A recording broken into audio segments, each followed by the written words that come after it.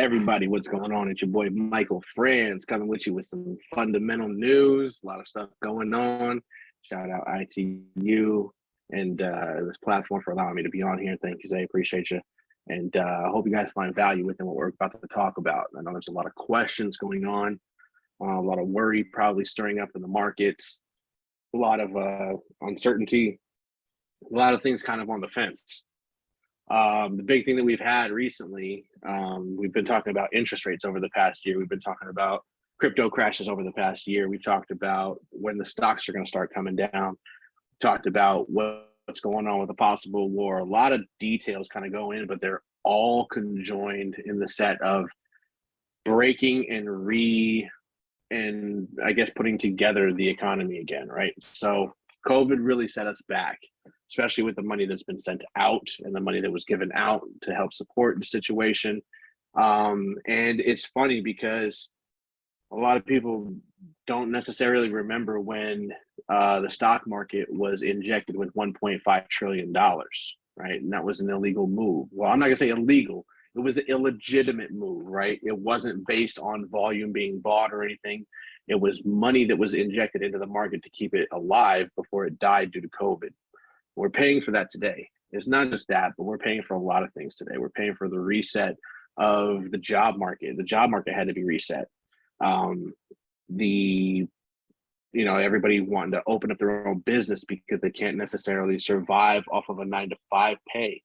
As we've seen within Forex Factory over the past few weeks, the average hourly wage has gone up recently, but it's still not enough to compete with what's going on with inflation.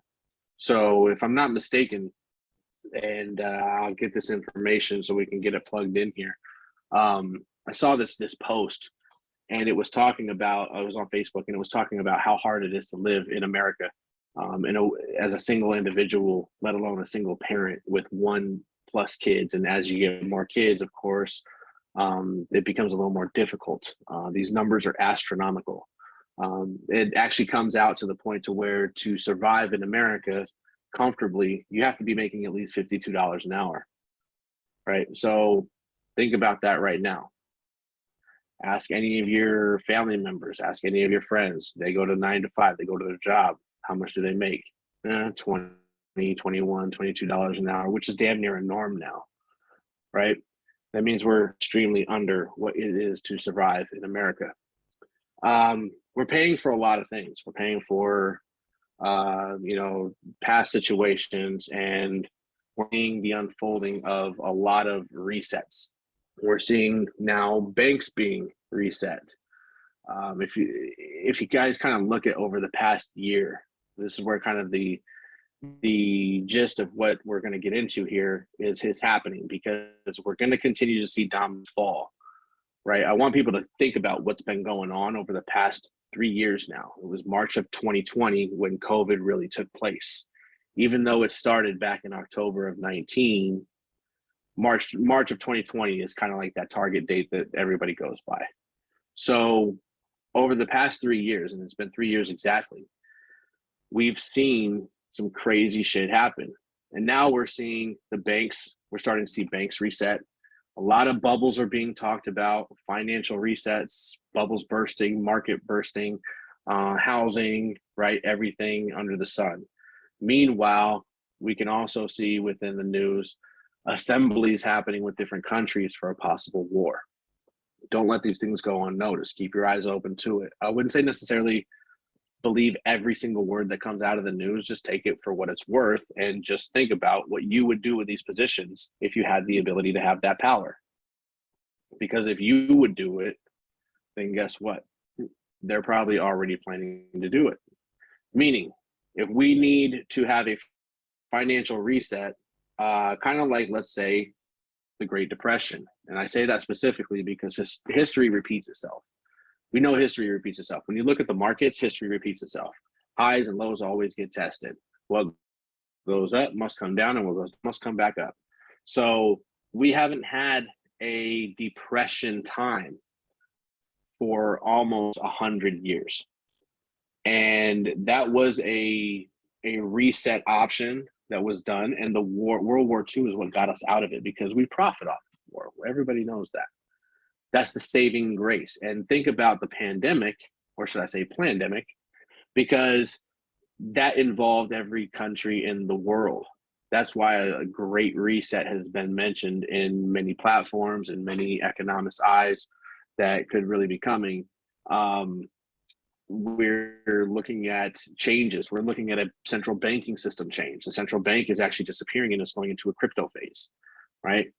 Hence the reason why XRP, which is the most important cryptocurrency in the new system, which that's been brought up over the past year and a half or so. It's called ISO 20022, right? Central banking systems are changing. XRP is involved. Now ask yourself why the SEC is still not allowing the lawsuit to be let go for XRP, because there's a plan on the back end, right?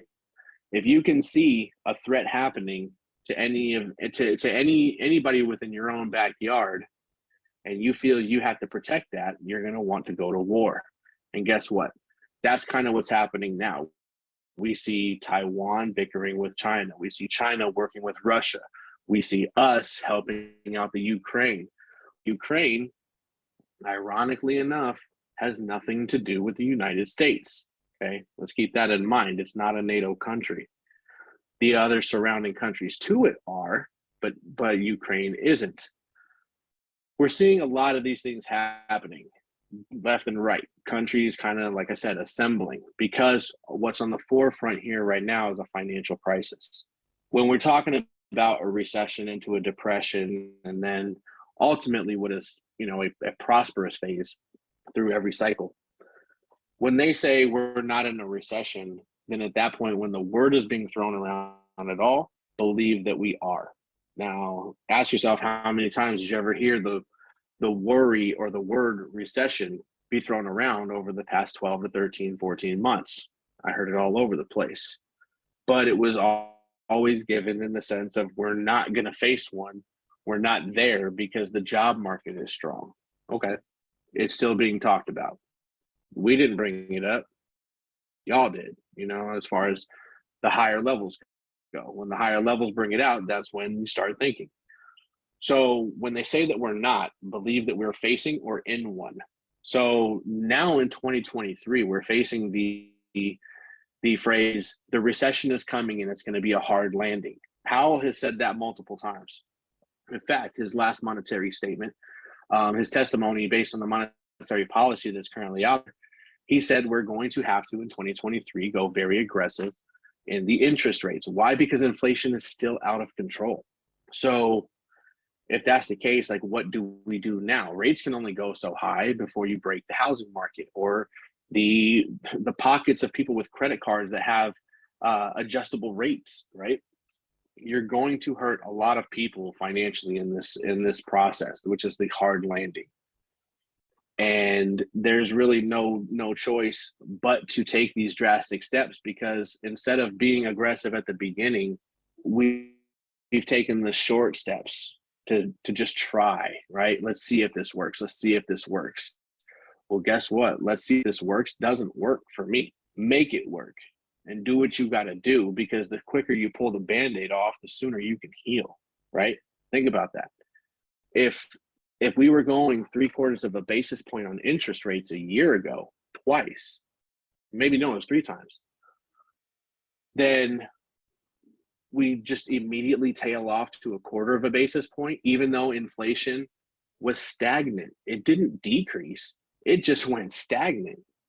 That says that 1/4 of a basis point was there to maintain. Well, guess what? After the holiday season, now we've seen inflation go right back up.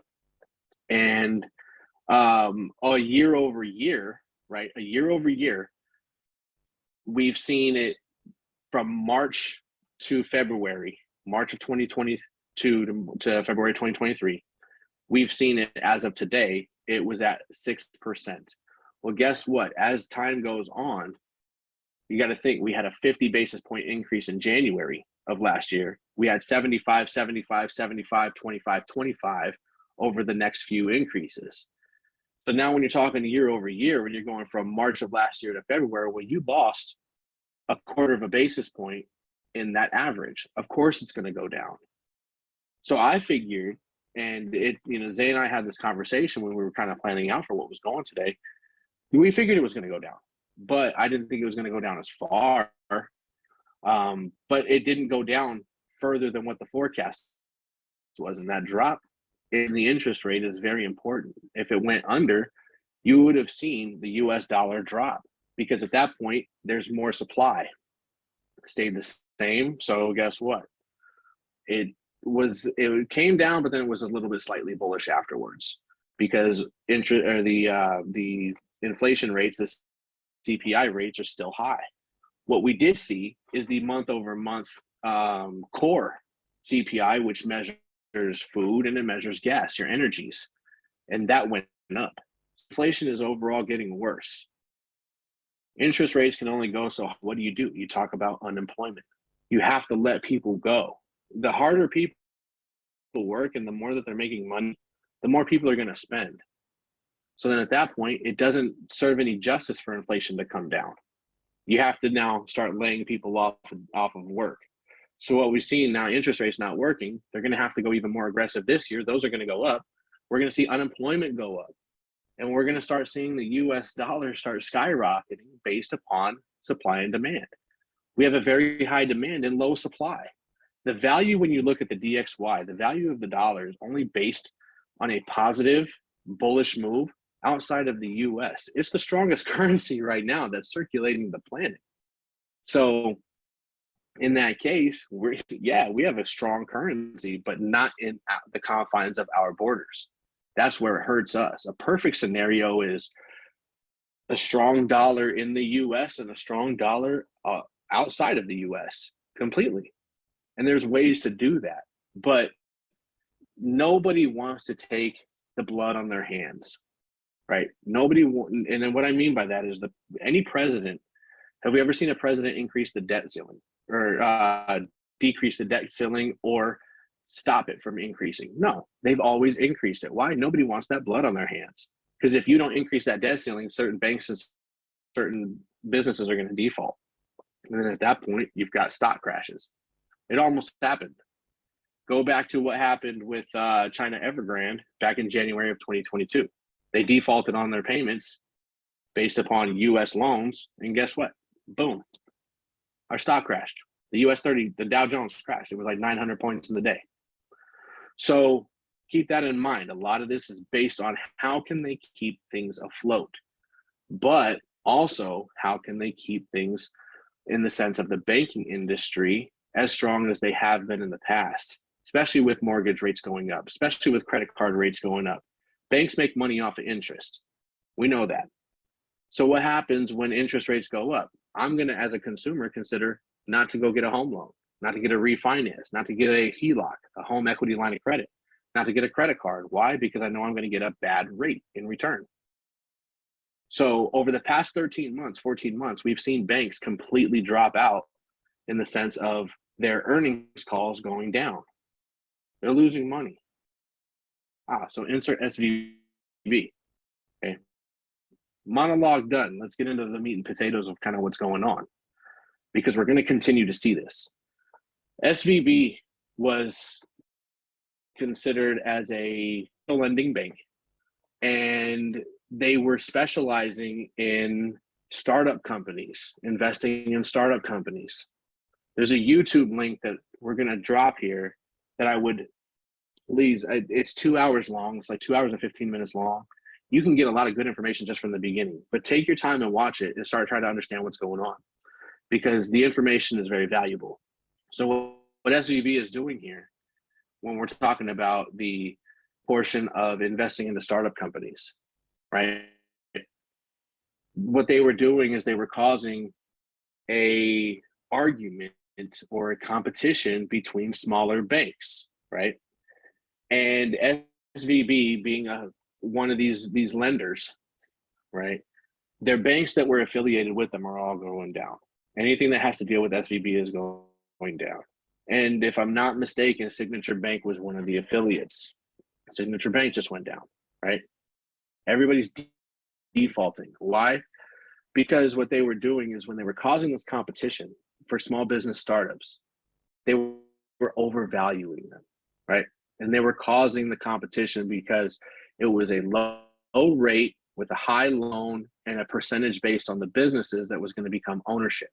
For example, if I have my own business, let's just take my own business, because I'm going to be completely honest with this. It's only been open two months. It's a food truck. It's a Puerto Rican food truck. There's a lot of opportunity, but there's not much demand because people aren't familiar with Puerto Rican food out here.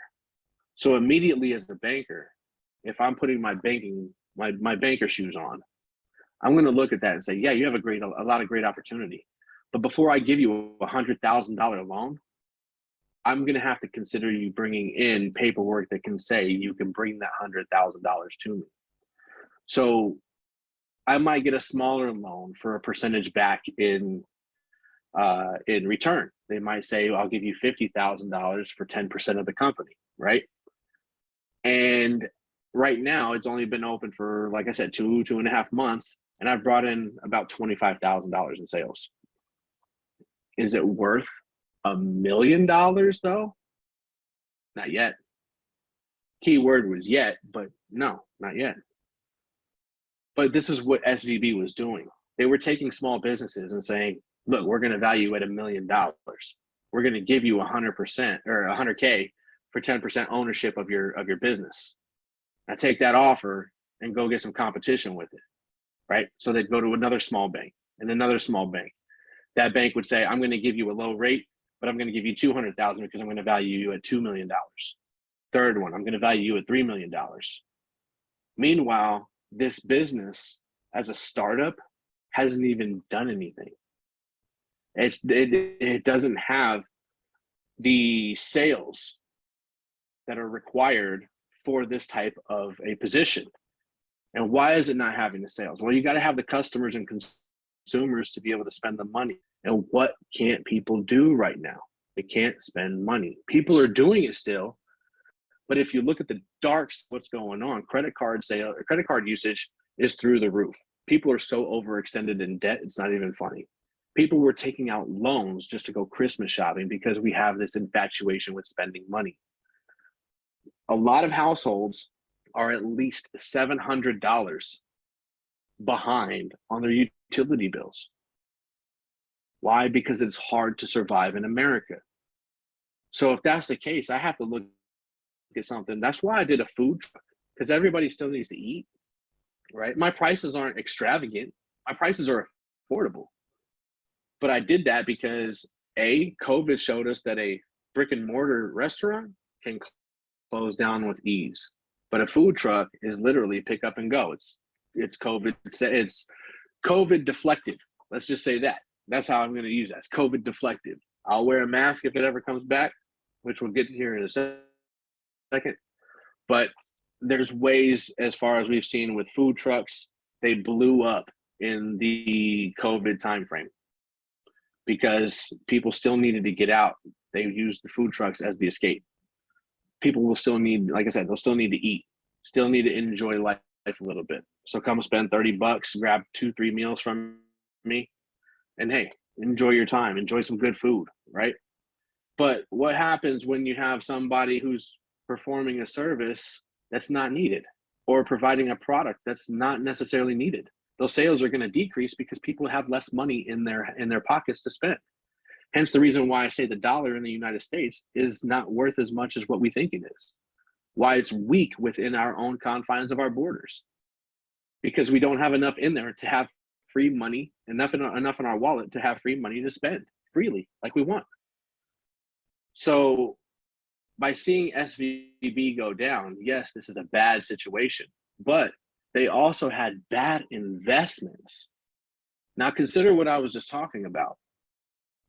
These small business owners now that were getting these loans, and now everything is completely gone. By the way, when FDIC insures a bank, and we'll drop this, somebody said this on Twitter, we'll drop this this image, but when you have large amounts of capital that are being deposited, you're not going to have a lot of insurance on that. The FDIC only insures now up to $250K. When I was doing banking back in 2001, I used to work for Wells Fargo, and then I had worked for Chase for about 10 years. FDIC was only 100K. But guess what? Now we've had a lot of influx of money coming in based on crypto, based on the stock investments, et cetera, et cetera. So FDIC had to apparently lift their limits, raise the limits, and now we're at 250K. But consider this, all this money that had been loaned out to these small businesses based on startups, only 2.7% of those deposits were less than 250K. What does that mean? That means 97.3% of all the deposits that were put into SVB, gone. Completely gone. It's not insured. So if I'm sitting there with 750,000 in the bank, I lose out on 5, and they're going to say, well, here's your check for 250K. Well, wait a minute. But it's not my fault that this went down. Actually, if you were real about your business, everybody wants money. And the more money, the easier it is to work your business. But you got to think of the overextension. This is an exact blueprint of a certain situation that happened 15 years ago. Now, keep in mind, these small business owners that have lost this money, their businesses aren't bringing in sales as they probably should be. What are these people? Their families, their homeowners, their vehicle owners, right? So they lose their business. Guess what? It's hard enough to survive in these streets, even with a business. So guess what they lose? They lose their car, they lose their house. Now you've got more people in a bad financial situation because these small banks were pawns in this chess game for the big guys. Because the blueprint that we're looking at here with this of what's happening, I'll tell you guys, 15 years ago, 2008, the only difference is the victims were homeowners, right? This time it's business owners, which is ironic because a lot of people took startup money that they had from COVID and opened up a business. Because when there's this much money being given out, PPP loans, SBA loans, unemployment, stimulus, etc., when all this money is being given out, it's going to be paid back. And they're not going to come to anybody. Like, they're not going to come to me. Let's put myself as an example as well. I was working. Actually, I was doing my 9 to 5 at the COVID. I was working for a financial institution. And I was working from home. I was making good money, etc. And I was paying my bills on time. Took no loans, took no extra money. I didn't even want the 3 stimulus checks that they sent me, but I took them because they immediately deposited it without my questions. So I didn't want that stuff because I knew that at some point they're going to come back and say, well, here's this big number. How do we pay it off? We hit each and every person, however they need to be hit. So I'm helping pay back right now. I didn't even take any of those loans, and I'm helping pay that back because I'm paying it and all these extra costs for everything going up. So to those that took a PPP loan and they did something completely wrong with it, I'll tell you, for those, on behalf of all those people that didn't need to borrow money or that didn't need to scam the system, you're welcome, because we're paying that back right now. So thank you, right? These student loans that they're being forgiven. I didn't go to college because I didn't want to turn around and have to pay back a loan. Well, guess what? I just got a loan dumped on me when this actually goes through, because guess what's going to happen? The money that's going to be paid those off are going to be hitting everybody, every person within this country. So for your education that you may not even be using your degree for, you're welcome. And I don't say that in the sense of, I don't say that in the sense of hostility. I just want people to understand that nothing in this country is free. Nothing. Somebody is going to pay for it, whether it's you or whether it's somebody else. that may not be able to even afford it more than you, and they have to pay it back because they're hardworking. People are working 60 hours a week now to keep their bills up. But yet some of these debts aren't even theirs. Yeah, a lot of people are in debt. We talked about that. But at the same time, some of these things that are going in place are there to cause a bigger problem. You're going to have some people that love this because they're going to be relieved of some debts. You have some people that are going to hate it because it's like, why me? I didn't do anything. I had nothing to do with it. But that's what happens within when you look at the views on from a democratic view, from a financial perspective. I want people to understand this because this is where a lot of divide comes as well. Everybody's debt is everybody's debt. And what I mean by that is I could be X amount of dollars in debt. Somebody else could be X amount of dollars in debt. From a democratic view, everybody is equal. Okay, everybody is equal, and it doesn't matter. We should all help each other. But is that fair? No, it's not. It's not. But I can't sit here and say that I would be a Republican because there's a lot of views from a Republican standpoint that I don't agree with anyway. The irony is the fact that you have a win and a loss on either side. You just have to choose which one you prefer, right? I personally look at this and I say, I would love to help people, but I need to be able to help myself to help people. I need to be able to take care of mine so we can help people, right? If you just take it from me, you're just going to put me in a position that is going to make me not want to do that because I can't take care of myself at that point. I can't feed from an empty plate. I can't have somebody drink from an empty cup. So there needs to be levels to the situation. And where we're going financially now that we're seeing banks collapse, we're going to see an influx. And there's an article that came out, I want to say it was on CNBC or something like that. We have the image for it, but a lot of these small banks are having a lot of money being withdrawn from them now, and everybody's going back to the mega non-fail banks, Chase, Wells, B of A, Citi, right? Stuff like that, because those guys are not going to lose. Now, rewind a little bit, and I mentioned, look at the banks and their earnings calls from the past 12 to 13, 14 months. They've all been down because of mortgage rates, interest rates. Well, guess what? Now, with the money that's going to be deposited back into these guys, guess who's going to have good earnings calls probably throughout the remaining of the year? Chase, Wells Fargo, B of A, and Citi. Probably going to see good returns on those guys because they're gaining more business due to the situation. So it's all emotional ties. You always got to know when to hold them and know when to fold them, know when to get out of the market and know when to move whatever you need to move, right?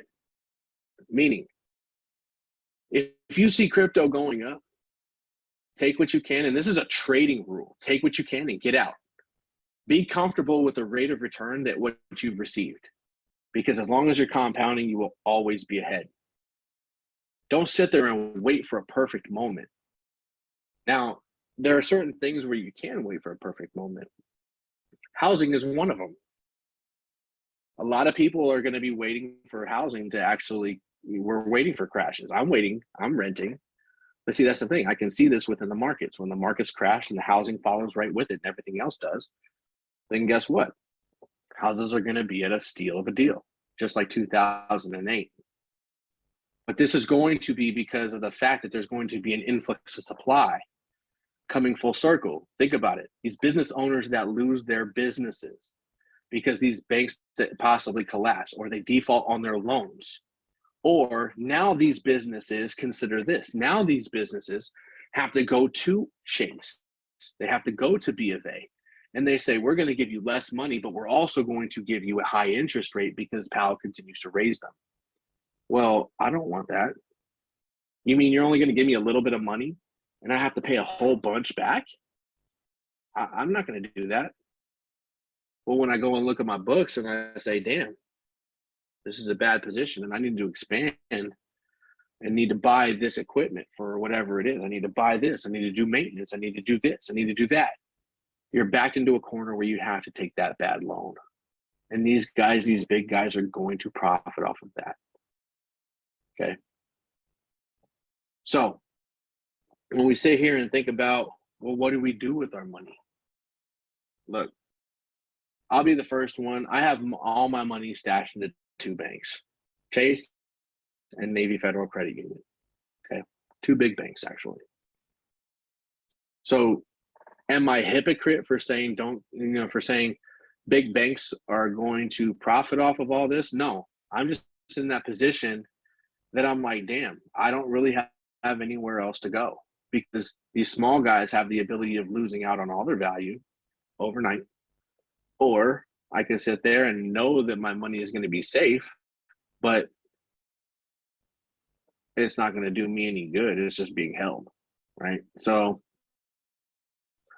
I'm cool with that because I'm out here making my money how I need to. I'd rather take that. It's the lesser of 2 evils. Again, lesser of 2 evils. So consider that, right? And then consider also, as you start seeing the news, consider the names that are involved. What are some of the names that this country is built off of? Rockefeller, JP Morgan, right? Well, one of those banks has JP Morgan involved with it. You think it's going to go anywhere? No. Hence the reason why I bank with Chase. It's going nowhere. I don't care about the return, because what I can control is when I borrow money. What I can control is when I do this, when I do that. And all I have to do is look at these charts to find out when it's going to happen. Now, I can't tell you it's going to go in 6 to 8 to 10 months, but I can tell you when certain things hit certain prices. We don't use a watch or a clock in trading. We use price. And there's going to be a big shift into certain things, from digital to the possibility of going back to, let's say, the gold standard, physical, right? Going from Bitcoin to gold after we just went from gold to Bitcoin, right? But what also goes with that? Silver, platinum, precious metals, right? Precious metals are going to be important. Now, when we look at the patterns, we look at bullish patterns on both major precious metals. I'm going to drop some information here for you guys that I want you guys to watch over the next year and do some research on this. Fact check me if you need to. Back in October of 19, gold pushed up to over $2,000 and it made a bullish pattern. Right now it's making, on a high time frame, it's making a teacup handle, which all a teacup handle is a bullish flag. We know that there has to be a continuation. So I've said for years now, gold's going to go to $3,000. If gold goes up, guess what else goes up? Silver. But first, that they need to come down, which is why we're seeing that transition back from digital. But the safe haven is always going to be a precious metal. So when people are not going to be in the position to buy crypto anymore, I'm not going to say anymore in the sense that it's not going to be available, but when it doesn't have its value yet because regulations are stepping in, I'm not saying crypto's not going to be valuable. It will be.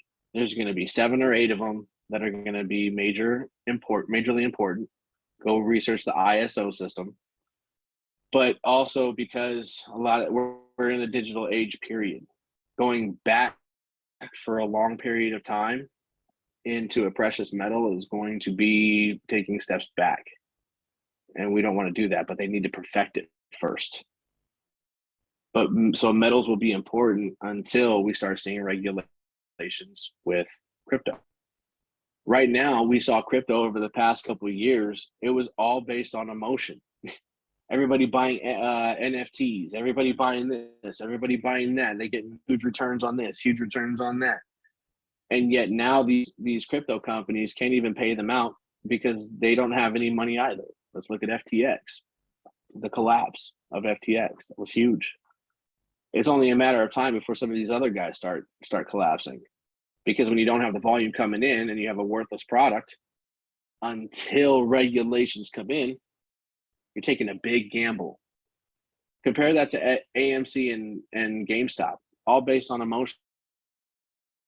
Wall Street Bets was fueling the fire for everybody to do this. And a lot of people lost money. A lot of people made some money, but a lot of people lost money because they got in too late, because they got in off of what somebody told them.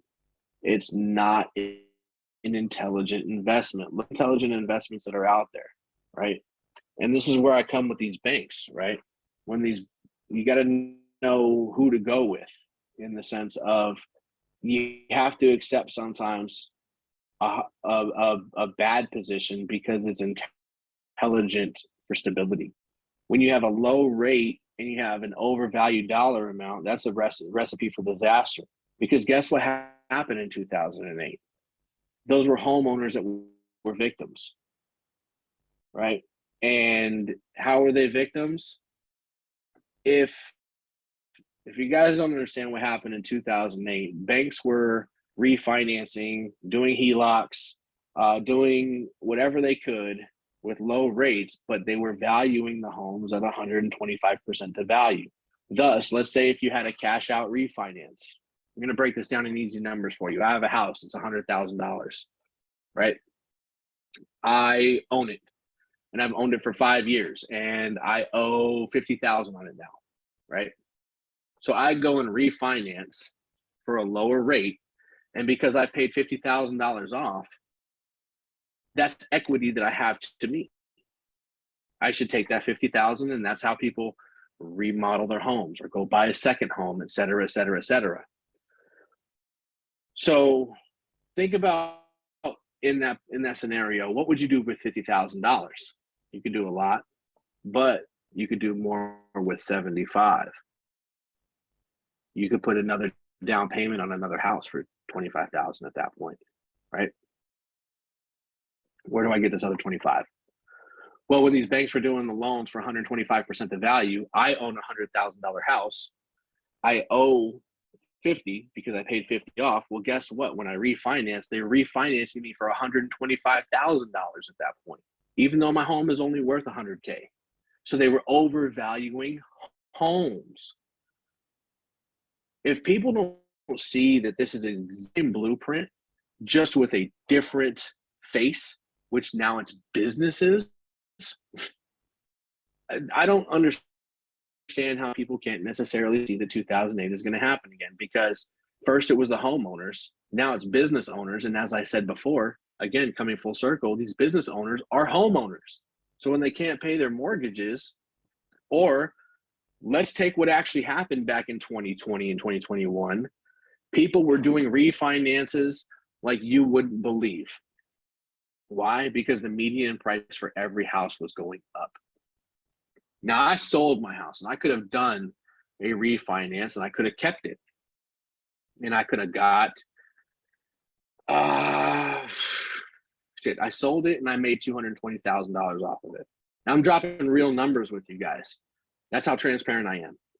I made $220,000 profit off of my house.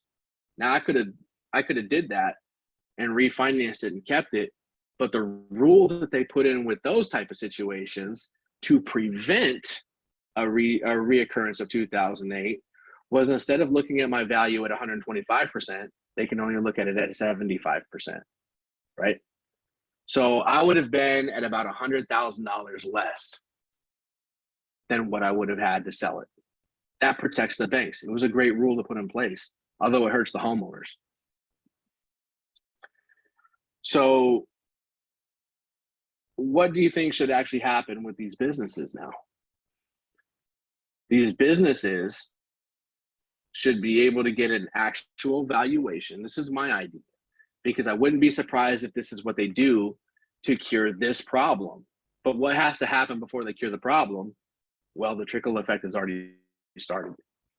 Banks collapsing, people losing jobs. That's next, because inflation still goes up. So the less people that you have spending in this economy, meaning people that lose their jobs, guess what? Now people lose their jobs. Regardless if they own a business, if they lose their 9-to-5 job, they can't pay any bill. So now you have a market that is completely screwed, right? Completely screwed. So what's the resolution for these valuations of these businesses? Okay, if a business comes in and a regulated reviewer says that business is worth $1 million legitimately, then the bank should look at it at 75% of that, meaning, okay, your valuation is $1 million, but we're going to look at it as if it's only 750,000. Meaning now, even though you could technically qualify for $100,000 at 10% back, I'm only going to give you 75,000 for 10% of your business. If that doesn't happen, I'm going to be blown away. Because like I said, you'd use the same resolution to cure what happened before with the homes. You use that for the business because it's the exact same situation. It's an overvaluation of a business instead of a home this time. Like, I don't know how clear that can't be. Like, it blows my mind if people don't see this. So look at what these banks are doing and now ask yourself, okay, if I go into Chase and they only want to loan me $50,000, maybe that amount isn't bad. I can't get that maximum amount, but at least I know that I'm going to be safe with these guys for the time being. But the only one downside and one con of that situation is the interest rate. You're going to pay higher interest rates. So consider that. If you could put it off as long as you can before you get a business loan, I would suggest to, because at some point, as unemployment starts getting higher and higher and higher, if you still own your business, you're going to be able to turn around and get a business loan at a lot lower of a rate when interest rates crash. Just like the stocks can crash, just like crypto can crash, just like T can crash, interest rates can crash. Okay. Now the Fed threw back out at the last increase meeting. Powell says, hey, we want interest at a target percent of 2%. Now currently we're at 6%. Now this is based on the increases, by the way. That's not a 6% interest rate. Prior to all these increases, we were at like a 4-point-something%. Okay. So it's gone up 6% since this whole situation happened. They want to bring it down a total of 4%. If you followed me with those numbers, they want to bring it down 4%. Imagine if 75 basis points twice, or 3 times, sorry, I did that twice, 3 times, only kept inflation stagnant. Imagine what it has to go up to actually bring the rates down 4%. It's not going to be high enough. So you take that happening with higher rates and then you add unemployment to it, you're adding insult to injury to an already broken economy. Think about that, guys. Now, what did I say at the beginning? The Fed is turning around and talking about the recession is going to get hard and it's going to be a bumpy landing. After everything that we just talked about, are we in a recession? Are we going to be in a recession? No, we're in one now. We have been. The depression is on the steps of our doorfront. A depression. What can you see in the market at that time? Well, you're either going to, I personally feel that we're going to see the US dollar and all the stocks completely tank together. Usually they go opposite, where sometimes they can work together based on certain news topics. But you're going to see, in my opinion, a massive, massive drop. 2.5 years ago, I was claiming that the US dollar was going to drop down to 76.6 or 76.7, somewhere around there. We're currently at like 108, I think. 1 second. I'm actually on the markets right now. DXY, sorry, 103, 103.6. We still have a long way to go down, but we could go as high as 120. Now, if we have supply and demand still in effect, if they continue to do this shit that they've been doing, pardon my French, but if they continue to play these games and completely, go slow with the situation, we could see 120%, meaning our pockets are going to be hurting for a long time. But if they break it and let all of this stuff break and crash at the same time to rebuild it, it's going to hurt. But it's like the Band-Aid. You can heal a lot quicker in the recovery process. So referring back to the last time we were in a situation anywhere near this, I want you guys to consider what's going on outside of this country in the assembly. Okay? The war is going to be the cure for whatever happens. The regulations will be put in place to control these things as far as crypto goes, as far as lending goes, as far as valuations go. We're going to start seeing rules. They're going to be tightened. And you know what? Congratulations to those that were able to take advantage of the situation at the very beginning. But this is just a cycle. These things have to happen, right? You think these guys are dumb enough to sit here and say, oh, well, we're just going to give out all this money with no plan? No, they have a plan. Every one of them has a plan. My question, though, is which person in office is going to take the brunt of this problem and actually fix it? When you're at the polls in 2024 voting, keep that in mind, right? Now, I also want you guys to keep in mind other emotional situations that are going on.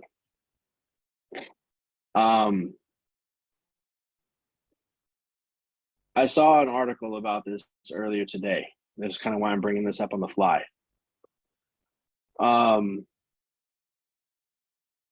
It's being considered, I know in San Francisco, I've seen it for a while, but it's considered there's a consideration of passing a bill that will pay reparations to African Americans. Do I have a problem with that? No, I don't. Because there's so much injustice going on within this nation, inside of our borders here, that yeah, I don't have a problem with that. As a Caucasian individual, I sit on a situation every single day where I can walk outside and I would never know what it's like to be an African American and the situations that people go through every single day and the injustices. So am I all for that? Absolutely. But let me play devil's advocate here for a second. I am a third generation Maltese Italian. So yeah, I'm Caucasian, but I'm Maltese Italian. My great-grandparents, they migrated here from Malta through Ellis Island. Now, when was that? In the early 1900s. So when we talk about fairness, so to say, the lineage that I have personally that goes through my history and my ancestry didn't have anything to do with any slavery situation that was going on here in America, down south, etc. So I would ask, would you think that it's right that I myself have a position to take responsibility for that's forced upon me in regards to that situation? Because guess what's going to happen? Like I said, nothing's for free. So as this gets to a bigger situation, guess what's going to happen? There's more money given out. So guess what's going to happen? It's going to fall back on everybody else. Now, is this really a situation that is out there to cause division? Absolutely. Everything is out there to cause division. I want people to understand that. For the most part, everything out here is causing division. Race, economic status, religion, you name it, they're breaking us down more and more and more. The smaller groups that we can be in, the better for them, because you can divide and conquer. I was reading the Twitter feed on that topic of the reparations, and it was fairly disgusting. Fairly disgusting. Some people had views on it that could be validated, but I mean, it's almost like social media these days is just people running amok and being stupid. And you can see the division within everybody. So ask yourself these situations as well whenever you see them on TV, on the news, on CNN, on Fox, whoever you pay attention to. Is this being brought to us to divide us even more? If you can say yes to that situation and be honest with yourself and ask yourself, why would I support or not support whatever topic that is being used as a division tool?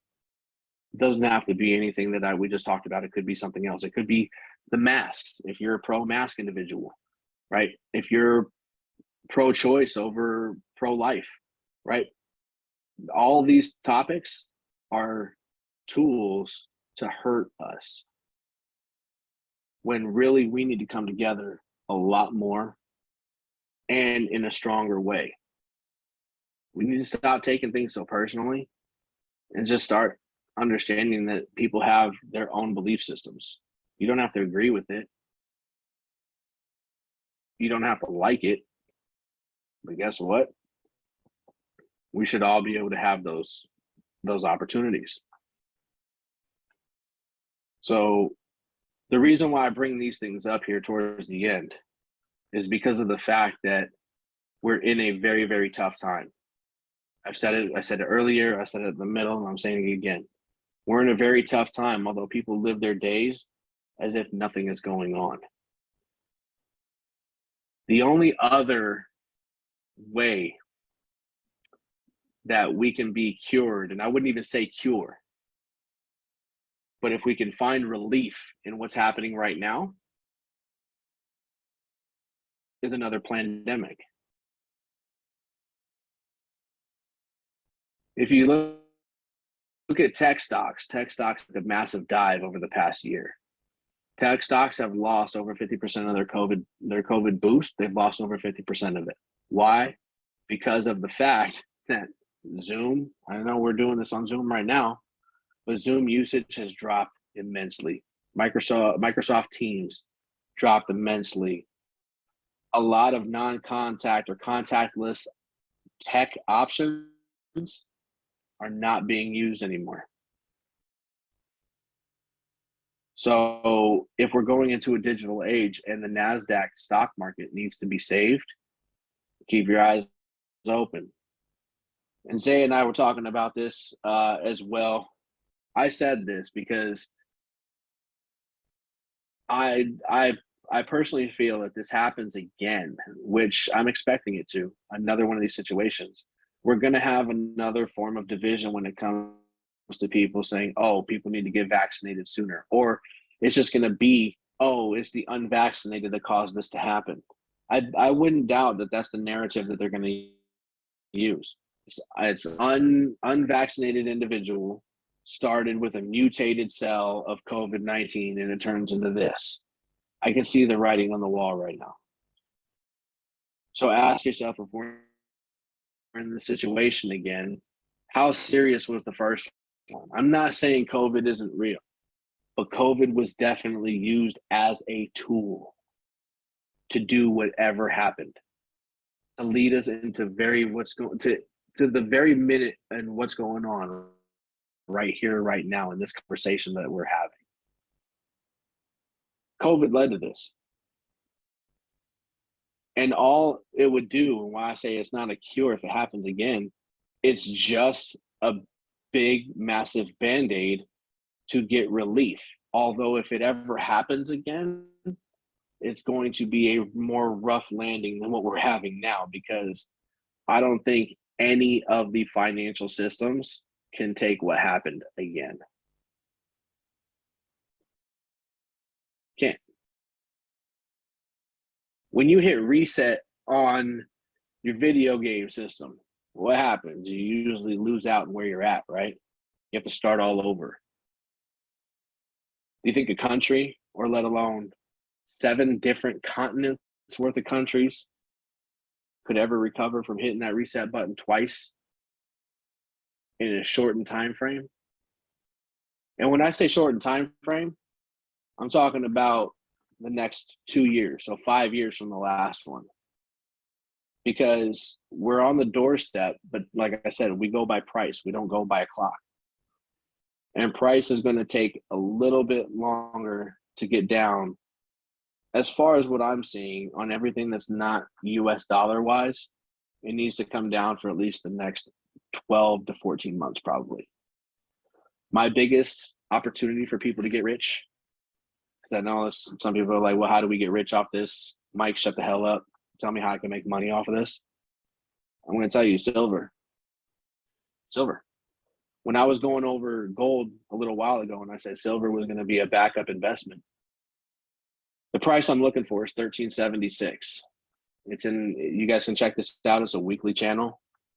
It's a bearish weekly channel that needs to hit $13.76, which is a strong support over the past few years. And not just that, but that pattern that's being made is a massive double bottom, meaning silver is about to skyrocket. And at $13.76, you can buy 100 coins, 100 1-ounce silver coins for less than what it costs for 1 ounce of gold right now when that happens. So instead of doubling your money, if you bought an ounce of gold, you can multiply your money by 100 if you bought silver. I'm telling you, silver is going to be the biggest thing to buy. That's right there. Gold's too expensive. With the electric initiatives, who knows what's going to ever happen to oil? Although Biden literally just approved for Alaska to start drilling. There's a project that was just passed in Alaska for oil. Ask yourself, if he's doing all these initiatives for clean energy and he shut off the Keystone Pipeline back in, what was it, July of 21, I want to say, when gas really started going up. Yeah. Why would he open up a new project for oil if he's trying to stop it? Somebody's got some dirty hands here. All these guys have dirty hands. Just make sure that with the hands that you're going to shake, that you get as less dirt on your hands as possible. So I hope this information was helpful for you guys. I hope that it opens some eyes, right? There's a lot of things that I've talked about here that I have said in the past that have been topics, right? We did talk about the SVB situation, and I want people to understand that, yes, this could be a trickle effect, but it's going to be a trickle effect for small guys. The big guys are going to be just fine, okay? Just be careful with where your money's at, what you're doing with it. If this has opened your eyes to a possibility of other situations, let us know. If you disagree with what I've said, let us know. The topics and the discussion need to happen to further progress, but we need to have these conversations with as little arrogance as possible. What I've said here is directly from me, my mind, my opinions, and what I see on the charts. Some of you may have a different opinion than me, which is fine. I respect everybody's opinion. I just want my opinion to be received as the possibility of, could it be? Because what's been going on hasn't fully worked. So we got to think outside the box here, guys. They're dumbing us down. They're dumbing us down so much that they're repeating the same situations again and again, expecting us not to get it. That's insulting. So I thank you guys. I appreciate you. And I look forward to what this could possibly do, as far as creating the communication, creating the conversation, creating feedback, debates, etc. I'm with it. Let's open these doors. Let's close the bullshit and let's start prospering. That's what ITU is here for. So I appreciate you guys. Have a great day. Have a great week. And I'll catch you guys on the flip side.